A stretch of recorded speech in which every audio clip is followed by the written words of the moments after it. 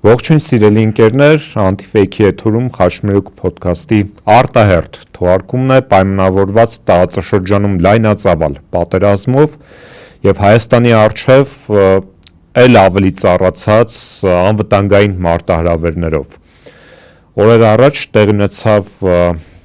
այն, ինչի մասին առնվազն մի քանի անգամ այս տաղավարում խոսել ենք, քննարկել ենք, վերլուծել ենք, կանխատեսել ենք եւ փաստացի ԱՄՆ-Իսրայել տանդեմը հարձակում գործեց Իրանի Իսլամական Հանրապետության վրա, Իրանի Իսլամական Հանրապետությունը բնականաբար օգտվեց իր պաշտպանական իրավունքից, ինքնապաշտպանության իրավունքից եւ այսօր տարածաշրջանում լայնածավալ պատերազմ է տեղի ունենում բազմաթիվ երկրների ներգրավմամբ։ Դուք Տիկին Գալյանին չեք լսել։ Մեզ մոտ ամեն ինչ լավ է, լոխ լավ է։ Անվտանգության խորհուրդը նստել է, քննարկել է, ասել անհանգ ստանալու կարիք չիք։ Իսկ դուք ասում եք տարածաշրջան, պատերազմ, հարևան պետություն, հրդեհ, կարող է ստեղ անցնի։ Հասկանում եք։ Հայաստանի օրվա իշխանությունները ասում են ամեն ինչ լավ է, խնդիր չի։ Բայց օրինակ Ադրբեջանում դեգեներատ իշխանություններ են։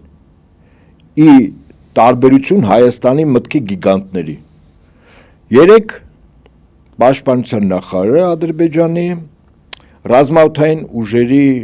գլխավոր հրամանատարի հետ այցելել է Զորամասեր ռազմաօդայինի ակնարկելով, որ կարող է պատահական մեր տարածաշրջանում ինչ որ հրթիռներ թռչեն Ադրբեջանի վրայով հոբ համակարգերը ստուգելու, այսինքն ինքը թռչում է ուրեմն ռազմաօդային ուժերի զորամասեր, որտեղ ինքնաթիռներն են, հա, իհարկե այնտեղ հոբ համակարգեր կան, բայց հոբ համակարգերը հիմնականում օդանավականներում չեն, բայց իրենք գնացել են օդանավականների հոբ համակարգերը նայելու, բարձր եմ ասում, այսինքն այդ օդանավականները ամենայն հավանականությամբ, եթե ոչ այսօր վաղը, ապա մոտ ժամանակներում օգտագործվել է Իրանի դեմ, այսինքն այդ երկրի զինված ուժերի կարևորագույն պատասխանատու անձինք պատրաստում են տարածաշրջանային զարգացումներին, որի կոմպոնենտը ռազմականն է։ Իսկ Հայաստանի Հանրապետությունում ղեկավարության կոմպոնենտը պլանայինն է, խոսքս պլանավորում բառը չի, թմրամիջոցի մասին է։ Քաշիր եւ երջանիկ զգա, ինչ կռիվ, ինչ պատերազմ, ամեն ինչ լավ է։ Եվ այս իրականության մեջ ենք մենք ապրում ցավոք սրտի, իսկ այն որ տարածաշրջանը 5 րոպե պակաս արդեն պայթելու շեմին է, ես նկատի ունեմ, որ Իրանի հարվածները 15 պետության տարածքին է հարվածել։ Ընդ որում դրանք բոլորը այս տարածաշրջանն են եւ Իրանը չի ընկրկում, կարծում եմ Միացյալ Նահանգների եւ Իսրայելի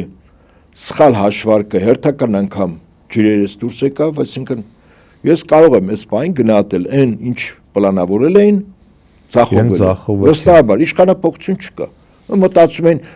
հիշում եք այստեղ որ ասում են առաջին 5 կամ առաջին 10 ղեկավարներին, որ պլանավոր են սպանեն,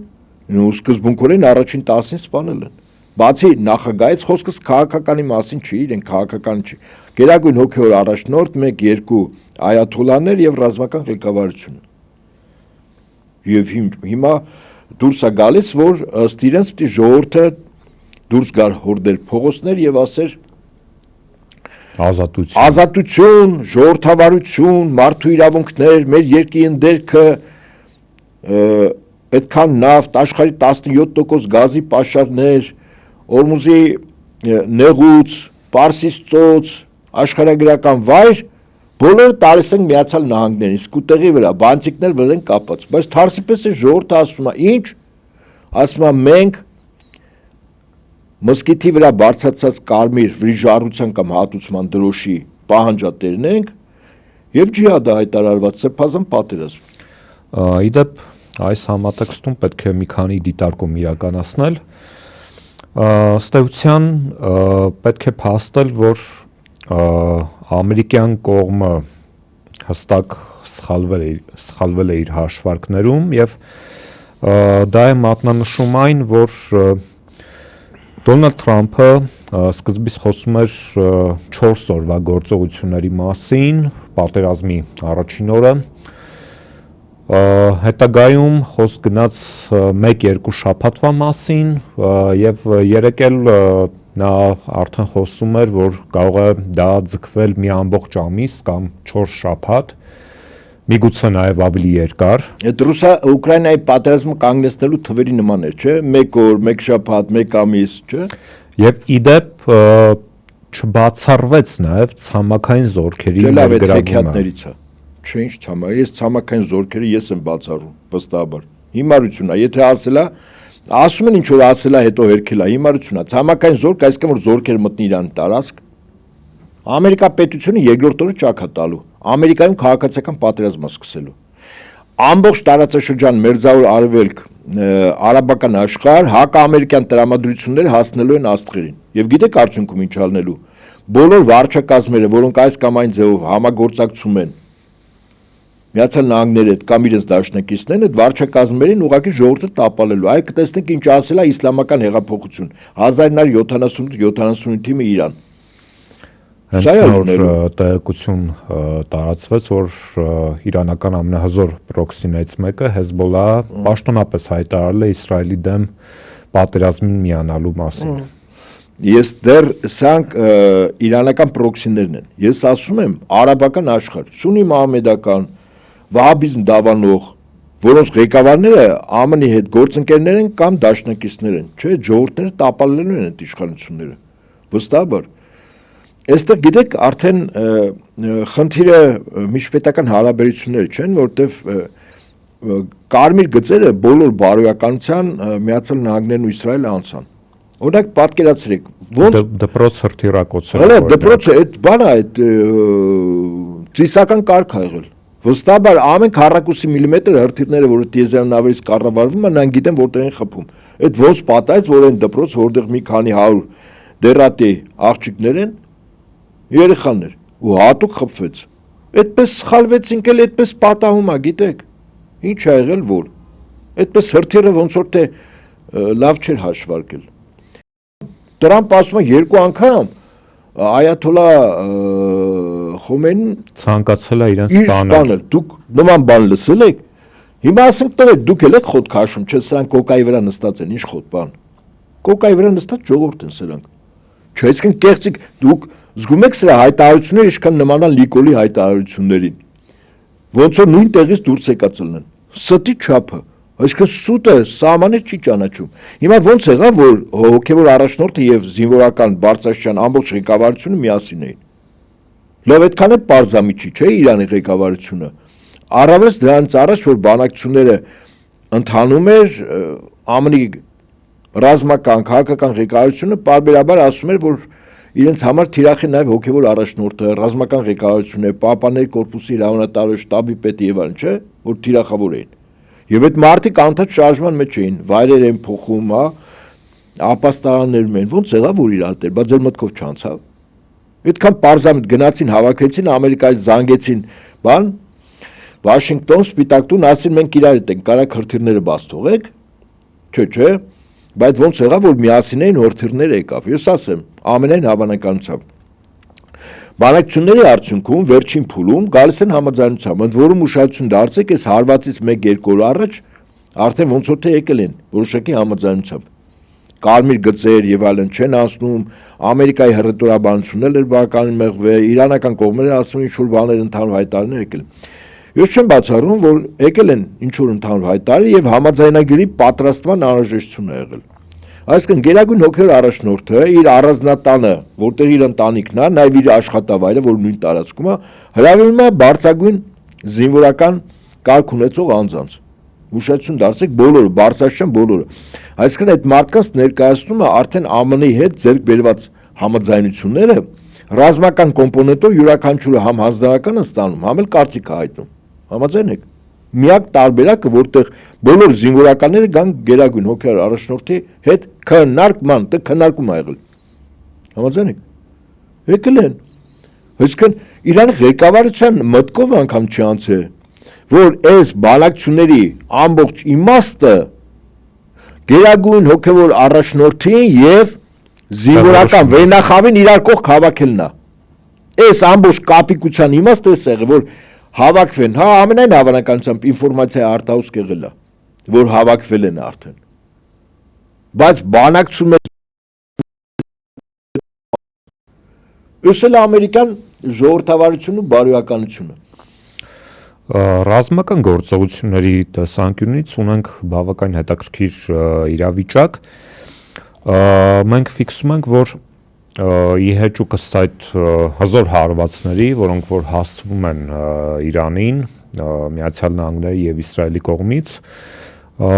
պակաս հզոր չէ նաեւ Իրանի պատասխանը։ Տարբեր երկրներին ուղված այնտեղ Իսրայելին ուղված հզոր հարվածներ են լինում, նաև արաբական երկրներում Միացյալ Նահանգների ռազմաբազաներին տեղակայված, որոնք որ առկա են, եւ պատերազմի աշխարհագրությունը այս պահին դեռ ընդլայնվում է։ Եկեք արձանագրենք Իրանի զինված ուժերի մարտավարությունը։ Այն որ Միացյալ Նահանգները մտածում էր ղեկավարությունը եւ նույնիսկ Իսրայելի գլխատել Իրանի ղեկավարությունը հոգեվոր քաղաքականի մասին չի եւ ռազմական ժողովուրդը փողոցա հորդելու եւ իշխանափոխություն անելու Դա չեղավ։ Դե ոչ թե չեղավ, դա պարզամիտ, ասենք, ես չգիտեմ, նոր եմ ասում, այդ կոկայի դոզան երկու շատ բարձր է, որ այդ մարդիկ դրել նման բան են գնահատել։ Ոչ միայն չեղավ, հիմա ուշադրություն դարձրեք Իրանը ինչ թիրախների է խփում։ Ավիակիր կա Լինկոլն անունով։ Թեժ Լինկոլին տեղ էլ խայտարակեցին։ Ուրեմն Իրանը անօթաչուներ է ուղարկել, հրթիռներ չունի։ Իրանը չունի հրթիռ շարժական թիրախները ֆիքսելու, խփելու։ Իրանը ունի հրթիռներ ստատիկ թիրախներին խփելու, հա, ոչ շարժականներին։ Բայց անօթաչու է գնացել խփել։ Եվ գիտեք այդ հարվածի մասին ԱՄՆ ասում է, բայց ասում է որ շման չեղե։ Մեկ էլ Լինկոլնը իր տեղակայման վայրից լքում է, հեռանում է։ Երևի Pepsi Cola կամ Coca-Cola-ի պաշարները պրծել է, գնում է այդ 5000 անձնակազմի համար վերցնի, նորից գա կռվի մեջ մտնի։ Բայց գնացել է։ Եվ ակնհայտ է, չէ՞ որ այլևս ունակ չի մարդ վարելու, եւ խոցելի է։ Երկրորդ հարվածը կարևորագույն Իրանը որ արեց։ Ուրեմն հակահրթիռային պաշտպանության հոբ միջոցներ կան, որը կոնկրետ մի քանի երկրներում ամերիկյան բազաներում տեղադրված է։ Դրա ամենակարևորը Կատարում թե Քուվեյթում խփել են, ոչնչացրել են։ Այդ աչքն է, որը կառավարում է Իրանից թռչող ամբողջ հրթիռների, անօթաչուների, ինքնաթիռների շարժը։ Այդ աչքը հիմա խոցված է, չկա, պայթեցել են։ Երրորդը Իրանը կարմիր գծերը դեռևս չի անցել։ Օրինակ, Իրանը ինչ կարող է անել Իսրայելին ցավացնելու համար։ Իսրայելը ատոմակայան չունի հոսանքի արտադրության։ Երկու էլեկտրակայան ունի, հզոր։ Հարվածում այդ երկու էլեկտրականներն հիպերձայնային արագության հրթիռներ, էլեկտրականներ ստատիկ են, չեն շարժվում։ Եվ ինչ Իսրայելը ամբողջովին հոսանքազրկում է, թեման վերջացավ։ Երկրորդ հարվածը, որ կարող է Իրանը անի, երկու մեծ քիմիական գործարան ունի Իսրայելը։ Հարվածում է քիմիական գործարաններ, աղետի չափը մոտապես պատկերացնելի է, չէ՞, փոքր տարածքի վրա։ Երրորդ, անապատում միջուկային ռեակտոր ունի, ֆիքսված, ստատիկ, որի տեղը գիտեն։ Հարվածում է այդ միջուկային ռեակտորին։ Քամի ճիշտ ուղղությունը որոշելու ժամանակ Իսրայելի ամբողջ տարածքը ռադիացիոն ֆոն, Չեռնոբիլ 2, այս տաղավարից ես ասել։ Էլ չեմ ասում միջուկային զինանոցի պահոստներին, որ կարող է հարվածի։ Իսրայել պետությունը ընդհանրապես գոյություն չունենա։ Ես չեմ ասում, այն որ հիմա Իրանը կոնկրետ հարվածում է տանկերներին։ Ասում են ես եմ որոշելու, ով գնավ չգնա, ոչ ոք չի գնում։ Հանգիստ վեր ընկեք տեղներ։ Բա կռվեք, ուզում ես եմ կռիվանում։ Հարվածում է բազաներին, կոնկրետ ինչ է բազա, ամերիկյան բազաներին չէին նա, զինա պահոստներին է խփում։ Օրինակ կան ինքնաթիռներ, օդանավականներում, չէ՞ իրենց ռազմավար, ինքնաթիռներին չել խփում, կարիք էլ չկա։ Առաջին երկրորդ օրը ինքը հարվածեց վառելիքի պահեստներին։ Երրորդ չորրորդ օրը զինանոցներին, այսինքն եթե ինքնաթիռը վառելիք ունի թռչում է, բայց ինչ է, տանձիկորից չի կրակելու։ Զինանոցը բանա, պայթած է։ Եվ այդ առումով ասում եմ հաջորդ լուրջ օգուտը, որը Իրանը կարող է ստանալ Հաշվենք Իրանը երրորդ անգամ հաղթեց, ԱՄՆ-ը արդեն ցավակցական հեռագիր այս տաղավարից էլ կարող եք ուղարկել Տրամպին ու Նատանյահուին։ Ինչպես ասում են, Նատանյահուն այս երեկվանից ձենձուն չի անում են։ Իրենց կառավարության շենքին է հրթիռը, բալիստիկ հրթիռը հարվածը, հիպերձայնային արագության հրթիռը չի, բալիստիկն է խփել, բայց ձայն չկա։ Ոչ ինչ-որ բան չի եղել, բայց վախից ինչպես ասում են, դրան գումարած ուշադրություն դարձրեք, ընտանիքը որտեղ է Նատանյահուի։ Մայամիում։ Տեսնում ես ինչ քաջ առաջնորդ հա։ Կնոջ տղային տարելա Միացյալ Նահանգները որ չվնասեն։ Ի տարբերություն Այաթոլլայի։ Ի տարբերություն Փաշտյան Նիկոլի, որի զուգընկերը հենց ճիշտ պահին կռվից մի օր առաջ ասեց վերջ։ Между нами все решено։ Ես որ կուզեմ կգնամ։ Տարածաշրջանում իրապես այս աննախադեպ ծավալի ասնող պատերազմը միջազգային փորձագետների գնահատմամբ կարող է ավելի ընդլայնվել։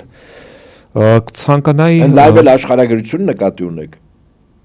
Եվ քաղաքական աշխարհագրությունը եւ ֆիզիկական աշխարհագրությունը։ Ես կցանկանայի խոսեինք Թուրքիայի դերակատարման մասին, մասնավորապես մի քանի օր առաջ տեղեկություններ տարածվեց դեռ պատերազմի մեկնարկի առաջին օրը, որ Թուրքիան թարմացրել էր տարածաշրջանում իր անվտանգային քաղաքականության դոկտրինը եւ չի բացառվում, որ անվտանգության, այսպես կոչված անվտանգության պատրվակով Թուրքիան փորձի ուժի գործադրման որոշակի բուֆերային գոտիներ ստեղծել Իրանի տարածքում։ Եթե Թուրքիան մտավ այս կռվի մեջ, բաց, այն ինչ որ հիմա դու ասում ես, այդ բաց կռվի մեջ մտնել, ԱՄՆ-ի կողմից։ Ինժիրնիկին խփել են։ Միջուկային մարտագլխիկներով հրթիռների ամերիկյան ռազմաբազան Թուրքիայի տարածքում հարվածի է ենթարկվել։ Թուրքիան զես կարող է իրականացնել նույն սցենարը, որ իրականացնում էր Սիրիայում կամ Իրաքում։ Ոչ, որտեվ Իրանը ունի զսպիչ գործոններ, մասնապես բալիստիկ եւ հիպերձայն արագության հրթիռները։ Վստահաբար այդ կա։ Իսկ այնպես չի, Սիրիան եւ Իրանը այս առումով զինական առումով եւ ժողովրդի քանակի առումով, զինվածության առումով, զինանձնակազմի առումով չափելի չի, նույնիսկ չափելի չի։ Հետաբար Թուրքիան ինչպես միշտ փորձելու է մանևրել, տեսնել որտեղ թույլ օղակ է, թույլ օղակը փոկել։ Թուրքիան դա է նայելու։ Իրանը իր համար թույլ օղակ կլինի, եթե Իրանում լինի իշխանափոխություն։ Վստահաբար, եթե եղավ տեսականորեն, որ ես բացառնեմ, դե իշխանափոխության հետևանքով իհարկե գնալու է մասնատման գործընթաց, ինքը թույլ տեղը տեսավ, ինքը փոկելու է։ Շնագայլերի նման։ Այսինքն Թուրքիան ինքը նաև հասկանում է, որ այսօր իսլամ աշխարհը ճիշտ է սկզբից շիա մահմեդական, բայց հիմա սյունի աշխարհն էլ է ոտքի կանգնել։ Հակաամերիկյան, հակաիսրայելական տրամադրությունների մեջ է, ճիշտ է։ Ինչ է կարծում հիմա Էրդողանը, որը հրապարակավ ասում էր Իսրայելի դեմ իր երկրի կողմից վարվող քաղաքականության մասին, բայց տակից ադրբեջանական նավթը միջերկական ծովի իր նավահանգստից տեղափոխում էր Իսրայել, տալիս էր վաճառում էր թաքուն։ Հիմա հրապարակավ, եթե Թուրքիան անցնի ԱՄՆ-ի կողմը, ես կարծում եմ, որ նույնիսկ կարող է խնդիր առաջանալ Թուրքիայի մասնատման։ Այսինքն Թուրքիայում անջատողական տրամադրությունները լուրջ գեներացիոն, այդ թվում նաև քրդերը ոտքի կանգնեն, որտեվ Իրանը լծակներ ունի, Իրանի ձեռքերը բավականին հեռու են հասնում։ Այն ժամանակին իրանական շիա գոտի, որ ստեղծում էր կոնկրետ Սուլեյմանին, այդ գոտին հիմա գոյություն ունի, եւ այդ գոտու 1/3 մասը շրջափակել է Թուրքիան, այսինքն եթե այդ գոտին աշխատեց Իրաքի միջոցով, ասենք նույն Իրանի միջոցով, Հունաստանը սկզբունքորեն կարող է արդից օգտվել, եթե Թուրքիան ինչ-որ խնդիրներ ունենա, եւ կարծում եմ, որ Թուրքիան, ասում եմ, ինքը սպասելու է այդ զոհը ինքը արդեն սատկելու վրա լինի, լեշից ինչ-որ բան փոկելու խնդիրն է, Թուրքիան այսօր դա է անելու, բայց վստահաբար ես ասում եմ, Իրանը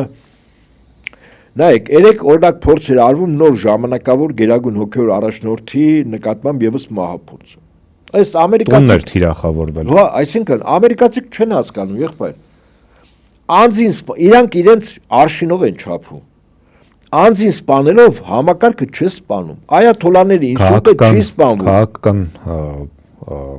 համակարգի հաշվարկով են նայում։ Հա, բայց այդտեղ լրիվ այլ համակարգա չէ դրա։ Ես հենց նաև կցանկամ դրա մասին խոսենք, որտեղ Իրանում ոչ թե դասական քաղաքական համակարգ է, որտեղ անձերն են դեր խաղում, այլ թեոկրատական համակարգ է, որտեղ շեշտը աստվածայինն է։ Եվ գիտեք, ասենք օրինակ, քաղաքական համակարգի հիմքում գլխավոր օրենքը սահմանությունն է, մայր օրենքը։ Որտեղ եթե ավտորիտար ռեժիմը ինքը թքած ունի սահմանության վրա էլ, սահմանությունից բխող իրավական ակտերի օրենքների վրա էլ, ասում են ես եմ օրենքը։ Հիմա Տրամպը մեծ հաշվով ասում է ես եմ օրենքը, չէ՞։ Այսինքն իրեն խոչընդոտող որևիցե բան չկա։ Ընդունում եք։ Մեկ, երկրորդ, միջազգային իրավունքը եւ միջազգային հավասարակցություն պահող ինստիտուտները չեն աշխատում։ Խոսքս ՄԱԿ-ի մասին է։ ՄԱԿ անվտանգության խորհուրդ։ Հա, Ռուսաստանը կեսված դրսևորեց, Չինաստանը դրսևորեց։ Մեծ գործնական հետևանք չկա։ Չկա, այսինքն այն հակակշիռները, որ 1945-ի Պոզդամի կոնֆերանսից հետո ստեղծվել էր, այդ հակակշիռները չկա։ Այսինքն ստեղծվել է մի վիճակ, որտեղ ուժի դիրքերից ցանկացած պետություն կարող է զավթել, նվաճել ցանկացած այլ պետության տարածք, ընդերք,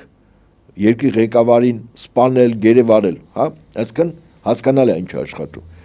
Հիմա այդ կարգի երկրներում եւ այդ կարգի երկրներում ղեկավարների հոգեբանությունը հետեւյալն է։ Եթե անձին չեզոք հասնում են, համակարգ չկա, որտեվ անձն է, չէ, բարձ եմ ասում։ Այսինքն օրենքը պետք է լիներ, համակարգը ինչ էր։ Օրենքի հիմնական մայր օրենքի հիման վրա ինստիտուտները, որը նաեւ հակակշիռները, չէ, պահում, չկա այդ։ Այսինքն իրենք հաշվում են սենց, եթե օրինակ Տրամպը չլինի կամ եւս Տրամպի հետ մի 4-5 հոգի, Ամերիկա պետությունը խորը ճգնաժամի մեջ է հայտնվելու։ Այ ոնց որ ասենք Բայդենի ժամանակ։ Այդ մարդը հիվանդ մարդուն բերել դրել են կինն ու մի խումբ մարդիկ խորհրդականների թաքուն կառավարում էին, էլի։ Ես հիմա ինչի համար եմ ասում։ Այսինքն ինքը այս համակարգը կառավարման խիստ խոցելի է։ Պայմանավորված 1 անձով, 3 անձով, 5 անձով։ Կա մարդ կա խնդրեմ, չկա մարդ չկա խնդրեմ սկզբունքա։ Այդ մարդիկ չկան համատարած խնդրեմա։ Այ հիմա նայենք Իրանում ինչ է։ Իրանը նստած է հին ուխտի Աստծո 10 պատվիրանների վրա։ Մեծ հաշվով Ղուրանը դա հին ուխտն է նոր ներկայացմամբ։ Որոշակի ընկալումներ, կենցաղվարության որոշակի նոր նորմեր, բայց հիմքը նորից եմ ասում, Աստծո պատվիրաններն է, հին ուխտն է։ Հիմա մարդ եթե ապրում է հին ուխտով, կապ չունի հուդայիզմ դավանող է, քրիստոնեություն թե իսլամ։ Եթե ինքը իրոք այդ պատվիրաններով ապրում, այդ մարդուն սպանես, չսպանես, վախացնես, չվախացնես, չես կարա հաղթես։ Որտեղ այդ մարդը իր համար հիմքը Աստծո գրած տված պատվիրաններն են։ Հիմա մի այաթոլա սպանես, 10 այաթոլա, 100 այաթոլա կա, 1000 այաթոլա կա, կան ինստիտուտներ, անվտանգության, այս բոլորի մարդկանց հարաբերությունների հիմքում դրված է Աստծո պատվիրան, այսինքն Աստծո ծառայությունը։ Այդ մարդուն չես կարող հաղթես, որովհետև այդ մարդուն, որը Աստծով է ապրում, հաղթել նշանակում է Աստծուն հաղթես։ Հիմա Իսրայելի եւ ԱՄՆ-ի ղեկավարությունը իրենց գործողություններով անուղակի ձեռնոց են նետել մի պետությանը, փորձելով հաղթել Աստծուն։ Աստծունց հաղթես։ Եվ այստեղ մի շատ կարևոր հանգաման կա, ես այսօր տեղեկատվություն կարդացի, չգիտեմ ինչքանով է հավաստի, բայց շատ հետաքրքիր է, որ այդ հավաքը, որ Թեհրանում տեղի է ունեցել Գերագույն հոգևոր առաջնորդի եւ զինվորականների միջև, առաջարկ է արվել տեղափոխել ապաստանում արվի, այսինքն անվտանգության որոշակի երաշխիքներ։ Գիտեք ինչ պատասխան ա եղել։ Կամ տեղափոխել ուրիշ տեղ։ Ասել այդ 90 միլիոն մարդու ոնց ենք տեղափոխում ուրիշ տեղ կամ ապաստան։ Երբ որ կարողանաք 90 միլիոն Իրանի քաղաքացիներին տեղափոխեք, ես էլ տեղափոխվեմ իմ զինվորականներով, հետաքրքիր մոտեցում է, չէ՞։ Այսինքն վտանգը իմ ժողովրդից պիտի չեզոքացվի նոր վերջում իզնից։ Ճիշտ է, կառավարման առումով սխալ է, որտեվ ղեկավարին մենք հիմա արևմտյան ընկալումներով են գնահատում, ղեկավարին սպանես այդ համակարգը փլուզվում է, բայց իրանց մոտ լրիվ այլ է։ Այսինքն անձին սպանում է, սա անձի տեղը կան անձիկ, որոնք վստահաբար նույն գործառույթները կարող են կատարել եւ փոխարինել։ Իրենց համար շատ կարեւոր է ինքը փախնում է թե չէ։ Մոտապես այդ նույնն է, ոնց որ 1918-ի մայիսի մեջ մինչև 28-ը Սարդարաբադը Հայաստանի իշխանությունները կոնկրետ Արամ Մանուկյանը խմբով գնացել էր Վեհապար Հայրապետին, ասում էր հոգևորականությունը եւ գանձերը տեղափոխել Սևան կղզի։ Պատասխանին չեղավ, ասում է եթե դուք չեք կարող պաշտպանել, մենք ենք պաշտպանել։ Մենք ենք պաշտպանելուց։ Բարձեմ ասում, այսինքն ես հիմա նույն զուգահեռն եմ տանում։ Հոգևոր առաջնորդը, ինչ, եթե իրոք դա այդպես է, ամեն դեպքում ես մի քանի աղբյուր նայեցի, բավական լուրջ տարածում ա գտել։ Երեք էլ կինը վիրավորել մահացավ։ Ինքը իր համար, ինքը նայում է այդ ժողովրդի հայրը։ Ժողովրդի հայրը մինչև իր զավակները պաշտպանված չլինեն, անվտանգ չլինեն, առողջ չլինեն, ասենք սնվելու խնդիր չունենան, հայրը իրեն չի նայի, որտեվ հոր սուրբ պարտականությունն է զավակներին նայելը։ Հիմա այդ հոգևոր առաջնորդը 90 միլիոն բնակչության հոգևոր հայրն է եւ իրական հայրն է։ Ոնց կարող է հայրը գնա թաքնվի միտեղ, երբ որ իր զավակները վտանգի մեջ կարող է լինեն, վտանգվեն, սպանվեն։ Հետաքրքիր պատասխան, ասում է 90 միլիոնին տեղափոխեք, ես կտեղափոխվեմ, 90 միլիոնին ապաստարաններ մցրեք, ես էլ կմտնեմ։ Այս է Իրանը։ Մենք փաստում ենք, որ ռազմական գործողությունների համատեքստում դեռևս այդ հաջողությունները, որոնք որ իրենց որպես նպատակ էր դրել Միացյալ Նահանգները եւ Իսրայելը չկան, չկան նաեւ ներքին խժդժությունները,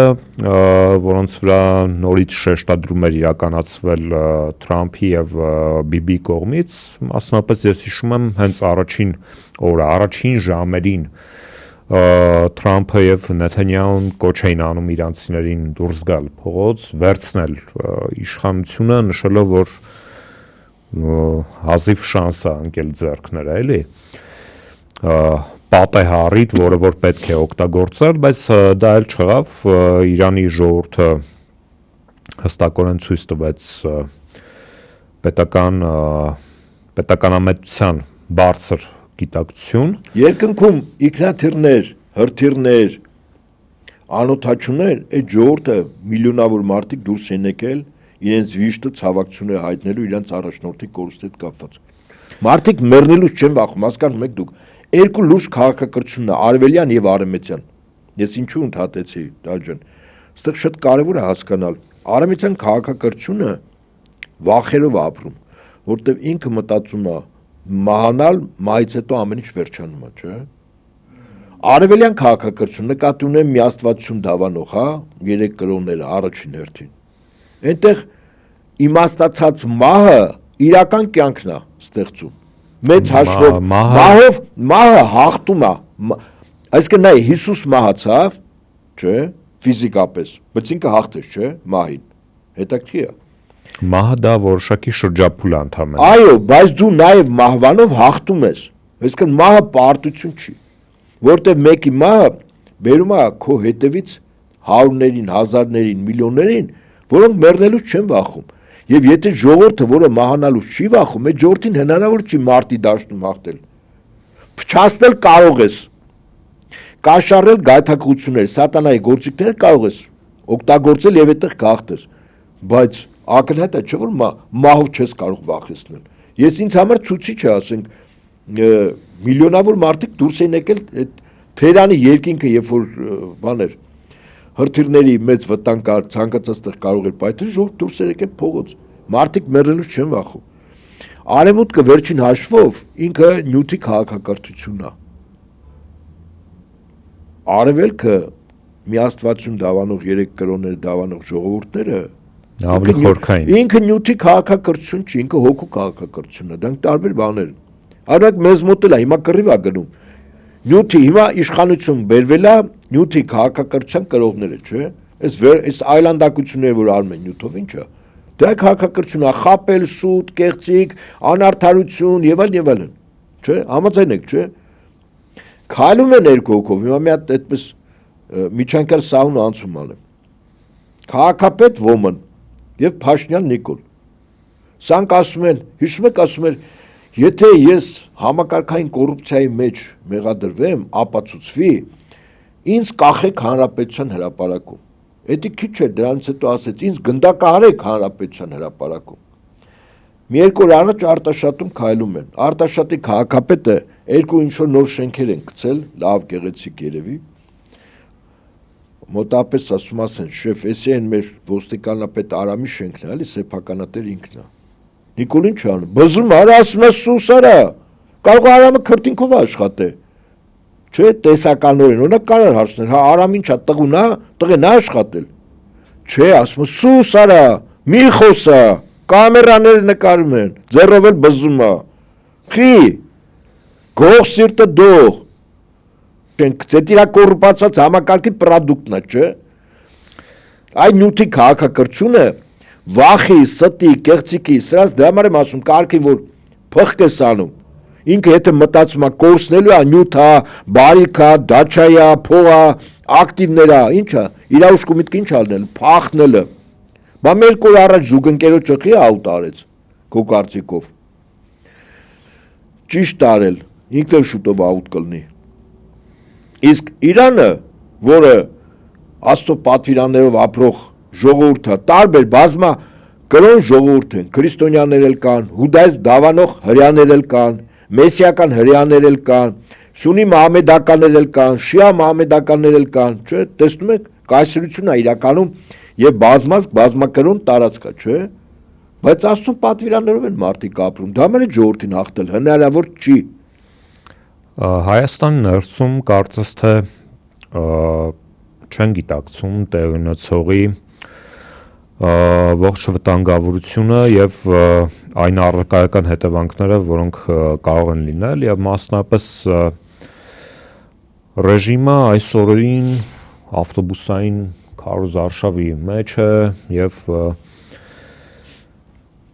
իրենք ցույց են դնում լիովին, որ ընդհանրապես թքած ունեն այս պետության անվտանգության եւ բոլոր այդ անվտանգային մարտահրավերների վրա, որոնք էլ ավելի են կախվել մեր գլխին։ Իսկ կարող է իրանք գիտակցում են, որ վտանգ կա, բայց չգիտեն ինչ անեն, ոնց անեն։ Հասկանում եք, այսինքն այն մասնագիտությունը, որը կոչվում է կառավարիչ, երկրի ղեկավարը, ղեկավար չէ, ղեկավարում են մարդկանց, կառավարում են պրոցեսները, այդ կառավարման գիտությունն է ասում։ Հիմա այս մարդը տարական գիտելիքներ չունի։ Իր կողքը Իրանից ավելի նվազ, պակաս գիտելիքներով, համարյա ոչ գիտելիքներով մարդիկ են, սրա խոսքը նրանց համար ոնց որ հայտնության խոսք լինի։ Ասում են, ասենց բաներ ասեց էլի։ Ասում են, քլիմատիկ եք մի երկու հարց տանք։ Մի 60 հոգի փողոցից հավաքեն, գնանք տենանք այդ 9 միլիարդի զենքը բիրկեքը վրեն, որտեղ է։ Հիշում ես, որ ասում էր 9 միլիարդով զենք են կարել, ապե, բիրկեկն էլ վրենա։ 60 հոգի փողոցից, եկեք ցույց տամ։ Հիմա այս ինչի համար եմ ասում, նորից եմ ասում, այսինքն երկիրը իրականում չի կառավարվում, բայց չկառավարվող երկիր չկա, այսինքն չի կառավարվում ներսից, կառավարվում է դրսից, այդ կոչվում է արտաքին կառավարում։ Հին ժամանակ մեր նման երկրներին սովետական տարիներին, ասենք բանանային պետություններ էին, չէ՞ ասում։ Իսկ ավելի հին ժամանակներում գաղութներ։ Գաղութ։ Այսինքն ամբողջովին արտաքին կառավարման մեջ գտնվող երկիր ինքը գաղութ է։ Սա տարական գիտելիքներ է, հիմա այս արիթ օգտագործել ուզում եմ 1-2 րոպեում ես անպայման տե ասվի էլի։ Եթե չի ասվում, այդ ինքնիշխանություն, անկախություն, այնքան են խոսում արդեն բարկանում ես, ասում ես զասուն վադնո մեստը։ Ուրեմն երկիր մոլորակի վրա անհիշելի ժամանակներից պետությունների 3 կարգավիճակ ա եղել, 3, 4-ը չի եղել։ Ուրեմն առաջին, հին ժամանակ կոչվել է մետրոպոլիա, որը նշանակել է այդ երկիրը սուվերեն է, այսինքն ինքնիշխան է,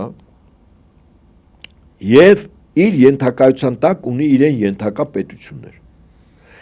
Մետրոպոլիայի ղեկավարը, որ այն ժամանակ թագավորն էր, տիտղոսը կոչվում էր արքայից արքա։ Գիտեք ինչ է նշանակում։ Այսինքն արքան ցույց է տալիս քո պետության կարգավիճակը, որ դու սուվերեն ես, ինքնիշխան ես, արքան նշանակում է դրամ տպելու իրավունք, դրամ հատելու, սեփական այդ պետությանը։ Երկրորդ արքան նշանակում է, որ իր ենթակայությամբ ինքը ունի թագավորություններ, բայց որի ստատուսը ավելի ցածր է։ Արքայից արքա, Տիգրան Մեծը եղել է արքայից արքայի տիտղոս։ Ուրեմն այդ մետրոպոլիա,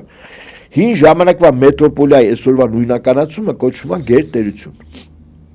Գերտերություն, որը իսկ չափորոշիչը որն է, ներքին եւ արտաքին քաղաքականությունը որոշվում է այդ պետության պետական ինստիտուտներով։ Վերջ, գերտերության իրականում ինքնիշխան, անկախությունը հիմարությունն է, ինքնիշխանություն, սուվերենությունն է, այլ չափորոշիչներով, նաեւ միջազգային իրանքով։ Ուրեմն ներքին արտաքին քաղաքականությունը որոշվում է այդ երկրի ներսում։ Միաշճան ներքև կոչվում են վասալ պետություններ։ Վասալ պետություններում ներքին քաղաքականությունը որոշվում է տվյալ երկրի պետական ինստիտուտներում, արտաքին քաղաքականությունը որոշվում է այն մետրոպոլիայում, որի վասալը ինքն է։ Բարձր եմ ասում։ Եվ վասալ պետությունը չունի սեփական դրամ, չունի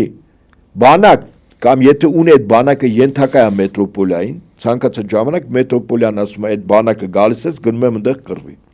ՆԱՏՕ-ն օրինակ, ՆԱՏՕ-ի անդամ երկրներ ինչա, ԱՄՆ-ն չի ասում, գնում ենք ստեղ կռվի, բոլորը գալիս են, բարձա։ Եվ ամենակարևորը վասալը турք չի տալիս, չի մուծվում մետրոպոլիային։ Նալոգ չի տալիս, բարձր եմ ասում։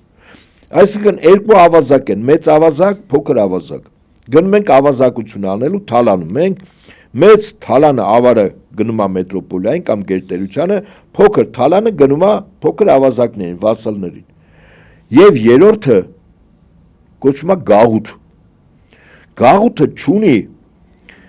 իշխանություն, որը ներքին եւ արտաքին քաղաքականություն իրականացնի։ Գաղութի ներքին եւ արտաքին քաղաքականությունը իրականացվում է կամ մետրոպոլիայում ամբողջովին, կամ մետրոպոլիա եւ մետրոպոլիայի ենթակա վասալ երկրներում։ Բարձր ասում։ Գաղութը ունի մի գործառույթ թալանվելու, ընդերք, մարդ եւ այլն, արտադրանք։ Ավելին, գաղութը ինքը մուծվում է եւ վասալին եւ մետրոպոլիային։ Երրորդ ստատուս չկա։ Ներքին արտաքին քաղաքականություն գաղութը չունի։ Այդ քաղաքականությունը իրականացվում է, նորից եմ ասում, կամ վասալ պետություններում, կամ մետրոպոլիայում։ Հիմա Հայաստանը իր այսօրվա կարգավիճակով ինքը գաղութ է։ Արտաքին ներքին քաղաքականությունը այստեղ չի որոշվում, բարձր եմ ասում։ Բլուզ դու պետք է թալանվես, իհարկե պետք է թալանվես, քո ընդերքը պետք է թալանվի, քո լավագույն մասնագետները պետք է դուրս տարվեն, քո երիտասարդ ուսանողները այստեղ ֆիլտրվում են, պետք է տանեն, ավելին լավագույն աշակերտները պետք է տարվեն։ Եթե ձեզ թվում է, որ թույլ են տալիս խիստ վճարովի բարձրակ մասնագետներով մի քանի դպրոց, այդ ինչի համար է։ Այդ ֆիլտրում են, որ ինչ անեն, դուրս են այդ անելու։ Մի տենց հիմնադրամ կար, լույս հիմնադրամ, ճիշտ է, որտեղ մեր լավագույն ուսանողները տարբեր կարգավիճակներով գնում են դրսում սովորում են, չէ՞։ Ինչքան հարյուրավոր, եթե ոչ հազարավոր գնացին, չէ՞, քանիսն է հետ եկել։ Սովորելուց ունդեղ աշխատելուց, կարող եք ասել։ Սա իդեպ ընդդիմությանն եմ նաև ասում, քարոզչական առումով թող գնահատի, լույս հիմնադրամով գնացածներից քանիսն է հետ եկել։ Բարձր եմ ասում, այսինքն այստեղի լավագույններին պիտի տանեն, որտեղ դա արժեք է։ Մետրոպոլիան ինքը տանում է լավագույնին, գերտերությունը ինքը լավագույնին տանում է։ Ասենք 100 հոգու տարավ 90 ասում է իմն է, 10-ը տալիս եմ իմ վասալներին։ Օրինակ Եվրամիությանը։ Եվրամիության երկրները ԱՄՆ-ի վասալ պետություններն են, չէ՞։ 10-ը իրանց, ներս չի որ լրիվ ես եմ թալանում։ Օրինակ Հայաստանը ինչ ունի ընդերք։ Ոսկին գիտեք, չէ՞, Միացյալ Նահանգներ եւ Բրիտանիա, միայն։ Ասենք 80-20 հարաբերակցությամբ։ Իսկ օրինակ մոլիբդենը գնում է Գերմանիա։ Գիտեք խի։ Գերմանիան էր, չէ, Եվրամիության արտադրական պոտենցիալը։ Մոլիբդենը ինքն է օգտագործում։ Իր արտադրանքի մեջ պետք չի Ամերիկա հասնի։ Ամերիկայի Բրիտանիայի ծրագիրը գլոբալիստների որն էր, ֆաբրիկա ստեղծելն էր։ ներդրում եւ ֆաբրիկա, աշխարհի երկու ֆաբրիկա չէ ստեղծեցին, որ հիմա իրանց համար գլխացավանք կա։ Մեկի անունը Չինաստան, մյուսի անունը Հնդկաստան։ Այդ ներդրումները իրանք է դայել այդ երկրներում։ Աշխարհի ֆաբրիկամ տիլներ։ Հիմա Հայաստանին մեր նման երկրներին ինչ դարվի։ Հիմա իրենք նայեք Իրանը ինքը Իրանը սկզբունքորեն մոտենում է ինքնիշխան պետության կարգավիճակին ամբողջովին չէ։ Որոշակի առումով։ Ուրեմն բոլոր այն երկրները, որոնք ձգտում են մոտենալ ինքնիշխանության, մի շատ կարևոր գործոն կա, որից չեն կարող ազատվել, դրա անունը դոլարը։ Բարձ եմ ասում, դոլարի իշխանությունից չեն կարող ազատվել։ Այ օրինակ մի առաջնորդ երկրի որոշեց դոլարի ազդեցությունից դուրս գալ եւ կնքեց իր մահկանացուն իր երկիրը ամբողջովին ավելի մեջ է։ Խոսքս Լիբիայի առաջնորդ Մուամար Կադաֆին է։ Գիտեք ինչի համար։ Ինքը փորձում էր մտցնել ոսկե դինար, այսինքն դինար իր փողը, բայց որը ապահոված էր ոսկով։ Դուք պատկերացնում եք չներվեց։ Դե ես ասում եմ, սպանեցին եւ երկիրը ինչ վիճակում է։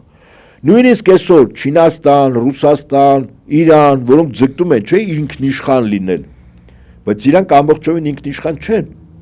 Դոլարի իշխանությունը կա։ Այդ երկրների վրա դոլարի իշխանությունը։ Այ որ պահին դոլարի իդեպ հիմա Չինաստանը ձգտում է այդ ոսկու հսկայական պաշարներին չի համար գնվում, որ յուանը Չինաստանի արժույթը դառնա ոսկով ապահոված, համաշխարհային վալյուտա դառնա։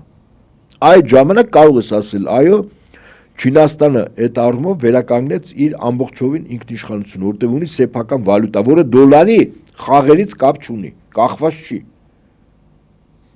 Իսկ թալանը օրինակ ո՞նց են անում։ Իսկ մեկ հարցնում ես, պարոն Ապետյան, ո՞նց են օրինակ մեզ թալանում։ Ասում եմ Ռուսաստանից ձեր ընկերը ձեզ ռուբլի է ուղարկել։ Ասենք 100 ռուբլի։ Հիմա Հայաստանում ռուբլով չես կարող չէ առևտուր անել։ Դու գնաս ինչ դարձնես։ Դրամ փոխես։ Դրամ, չէ։ Մտնում եք change նշանակում է փոխանակում, չէ։ Բարև ձեզ տղել են խափում քեզ։ Դա խանութ է, փոխանակում չի։ Դու տալիս ես մի ապրանք, առնում ես ուրիշ ապրանք։ Ինչու։ Որտեվ եթե 100 ռուբլին դու տալիս ես, 100 ռուբլին մինչև դրամ դառնա, գիտեք ոնց է փոխվում։ 100 ռուբլին փոխվում է դոլար 1.5-2% տարբերությամբ։ Ճիշտ է։ Հետո այդ դոլարն էլ վերածվում է դրամի, եւս 1.5-2 տարբերությամբ, չէ՞։ Արք ու վաճառքի, համաձայն եք։ Այսինքն 100 ռուբլին դառնում է դրամ 3-ից 5% նվազագույնը այդ change-ը կամ խանութը, իսկ ավելի ճիշտ Նյու Յորքի բանկը, իսկ ավելի ճիշտ Ֆեդերալ ռեզերվային համակարգը, համաշխարհային բանկը եւ արժույթի միջազգային հիմնադրամը 4-ից 5% քեզնից քերում են։ Եթե change լներ, արք ու վաճառքի գինը նույնը չէ պտիլներ, համաձայն եք։ Բախյա տարբերություն 1.5-2-3% տարբերություն կա։ Բայց անցումը նայեք, ռուբլուց փոխանակում են ինչի դոլարի, դոլարից դրամի 3-4-5%։ Այդ 5%-ը անաշխատ եկամուտ, ոտին գցած գնում է Ամերիկա։ Բայց թալանը սենց ալում, իսկ այդ ֆիզիկական անց, հիմա պատկերացեք իրավաբանական անց, մարդը գնում է $1 միլիոն վարկ է վերցնում, դոլար, բանկերը դոլարով են, չէ՞ տալիս։ Որ Հայաստանում արտադրություն դնի։ Ինչ պիտի անի, այդ $1 միլիոն պիտի դրամ դարձնի, համաձայն եք, որտեղ ներսում։ Բնականաբար։ Ահա։ Այդ քեզ մի 3-4% մտավ։ Հետո մարդը պիտի փակի դոլարը, այս դրամով ինքը շահույթը ստանում է, հետո պիտի դարձնի դոլար, որ տանի բանկին դոլար տա, չէ՞։ 3-4% էլ է։ Դու պատկերացնում ես իրավաբանական անձիկ ոտի վրա ոնց են թալանում։ Այդ թալանը սենց ալնում։ Մարդկանց թվում է թե այդ բանկային համակարգը ոնց է, քո կենտրոնական բանկումն է ենթարկվում։ Ես ես ինչու եմ համաշխարհային բանկին միջազգային արժութային հիմնադրամին, ասում քեզ կառավարությունը առանձնապես թաթիկները տնկած վիճակը։ Այս ինչի համար եմ ասում։ Այսօր իրականում այս կռիվը գնում է սենց բաների համար։ Այսօր գնում է համաշխարհային գաղութատիրական համակարգից պետությունները ուզում են դառնալ ինքնիշխան։ Այդ ինքնիշխան պայքարի ավանգարդում գտնում է Ռուսաստանի Դաշնությունը։ Գտնում է Չինաստանի Ժողովրդական Հանրապետությունը, գտնում է Իրանի Իսլամական Հանրապետությունը, որ ասում է այդ նավթը իմ ընդերքն է։ Իմ նախնիկ են արուն թափել այս տարածքը պայել, որ այդ հարստությունը ես օգտագործեմ, Ամերիկան ասում է, չէ, իմն է։ Ինչու, որտեղ ասում ես միջուկային տերություն եմ, կուզեմ կխլեմ։ Վենեսուելային ինչ արեց։ Ասում է իմն է այդ նավթը։ Դանիային ասում է Գյոյանցյան քոնը չի ասում, այդպես ոնց որ դու այդքան էլ ճիշտ չես շոգում։ Ժամանակին ոնց որ մերն ա եղել, հիմա ես վերցնում եմ։ Կանադայի վարչապետին ասես, вообще դով ես, հեսա մի հատ փխ կանեմ, կգաս իմ երկրի 51-րդ նահանգը կդառնաս։ Հարգելիս, հասկանում ես մետրոպոլիան, ավազակ մետրոպոլիան ոնց է աշխատում։ Հիմա այդ ավազակության դեմ դուրս են եկել պետություններ, որոնք արդեն ունեն քաշային կարգ։ Քաշային կարգը որոշվում է տնտեսությամբ եւ ռազմականով, չէ՞։ Տնտեսությամբ Չինաստան, Հնդկաստան, քաշային կարգ է։ Ռազմականով Ռուսաստան, բա կռիվը տեղ է գնում։ Հիմա այնինչ որ տեղի է ունենում իրականում, սա այդ երկրի ինքնիշխանությունը պահելու կամ վերջապես ինքնիշխան դառնալու պատերազմ է։ Ամերիկան ասում է, չէ, ես թույլ չեմ տա։ Ամբողջ աշխարհը իմն է։ Ցանկ էլ ասում են, չէ, աշխարհը քոնը չի, մեր երկրի տերը մենք ենք։ Եվ իրականում համաձայն եմ ձեզ հետ, դիտարկումները շատ կարևոր է, որովհետև այսօր հենց ձեր նշածի կոնտեքստում է տեղ ունենում այդ գլոբալ վերաբաժանումը աշխարհակարգի փոփոխությունը եւ ռեսուրսների պատերազմը ըստ էության տեղի ունենում եւ Իրանի հետ կապված այդ տեղ ունեցող լայնածավալ պատերազմում հենց իրականում բնականաբար ոչ թե խնդիրը ժողովրդավարացնելն է Իրանի Իսլամական Հանրապետությունը, որովհետև մենք տեսել ենք այդ ճակերտավոր ժողովրդավարացման հետևանքները Իրաքում, տեսել ենք Լիբիայում, տեսել ենք Սիրիայում եւ տեսել ենք այն, որ ժողովրդավարացման այդ ճակերտավոր, գործընթացի կամ լոզունգների ներքո իրականում ընդհանրապես եղել է տվյալ երկրների ընդերքի տիրացում։ Եվ թալան։ Այո, եւ թալան։ Ուղղակի օրինակ Աֆրիկան հակագաղութատիրական պայքարի շնորհիվ 4-5 պետություն ֆրանսիացիներին դուրս դրեցին, չէ՞։ Հետաքրքիր է, բայց այսինքն Աֆրիկան ինքը եւս դրոշ է բարձրացնում։ Երիտասարդ զինվորականներ են, չէ՞, եկել իշխանության։ Եվ այդ ժողովուրդը իրանց պաշտպանել է, որտեղ ժողովուրդը ավելի գրագետ է, ցավոք սրտի քաղաքական առումով, քան մեր ժողովուրդը։ Որտեղ ժողովուրդը շատ լավ է տեսնում իր ուրանի հանքերը ոնց են թալանում։ Եվ այդ ռադիացիոն ֆոնից բաց արտահանումից, ուրանի հանքերի ինչքան մարդ է մահանում, հիվանդանում։ Դուրը չոքել է, դա համար այնտեղ մի քանի երկրներ եղավ իշխանապողություն։ Մեզ մոտ չի լինում լը։ Մեզ մոտ այդ ընկալումը չկա։ Չէ, համաձայն եք։ Մեզ մոտ էլ կարծում եմ սարերի հետևում չի։ Համաձայն եմ հավաքական առումով, ես նկատի ունեմ հավաքական առումով, բայց արևմուտքի նկատմամբ քո վերաբերմունքը, այսինքն ինչ ասել է արևմուտք։ Ինչ է ուզում արևմուտքը։ Ասենք Հայաստանը նայեք, շահի ժամանակ Իրանը իրավունք չուներ լինելով նավթային գերտերություն եւ գազային գերտերություն նկատի ունեմ իր պաշարների իրավունք չուներ նավթից բենզին ստանալ։ Ինքը նավթը վաճառում էր կոպեկներով, հետո գնում էր թանկ բենզին։ Բարձեմ ասում, անգամ այդ առաջին գործը, որը նավթ արդյունահանող երկիր ոնց կարա չվերամշակվող ֆրակցիան է, չէ, փոխում։ Նավթի ֆրակցիան փոխվում է, դառնում է բենզին, ասում է, չէ, դուք դի չունենաս։ Ես եմ մշակում, արտադրում, վաճառում թանկով քեզ։ Հիմա մենք Հայաստանը այդ առումով բական լուրջ ընդերք ունի։ Մենք ուրանի եւ մոլիբդենի տոկոս ունենք աշխարհում, մի քանի տոկոս։ Տարբեր գնահատականներ տալիս ես չեմ ուզում, բայց արդեն մի քանի տոկոս ինքնին ցուցիչ է։ Պղնձի հսկայական պաշտոններ ունենք։ Եվ ինչ։ Ինքնիշխան Հայաստան ինչ անելու, Նիկոլի Հայաստանը, իրական Հայաստանը բիրիքով տալու է թալանեն։ 2 կոպեկ իրար բերանը գցեն, ասեն քո փողնը կբերես մեր բանկերում պայես, որ հանգարց քեզ խելոք չպայես, Բերեզովսկու նման քեզ կկախենք։ Կամ նույնիսկ խելոք էլ պայես, պետք կլինի քեզանից թալանենք, կկախենք ու այդ կոնեցվածքը կլինի մերը։ Իդեպ օրինակ դու գիտեք որ Բրիտանիայում եթե դու մեծահարուստ ես, Հայաստանի քաղաքացի, ունեցվածքը տալ ես Բրիտանիա։ Ունդեղ ես ապրում։ Դու գիտես որ քո ունեցվածքը իրանք չունես որ զավակների ջառանգես։ Ոտնց է, բաղունց։ Այսինքն ես ինչ եմ ասում, այսօր իրականում երկիր մուրակի վրա այս պատերազմները որ գնում են նոր աշխարհի ծնունդը ինքը հակագաղութատիրական կամ գաղութատիրությունից ազատագրվելու ինքնիշխանության վերականգնման պայքարը։ Որ Ռուսաստանի նախագահը գրագետ մարդ է, չէ։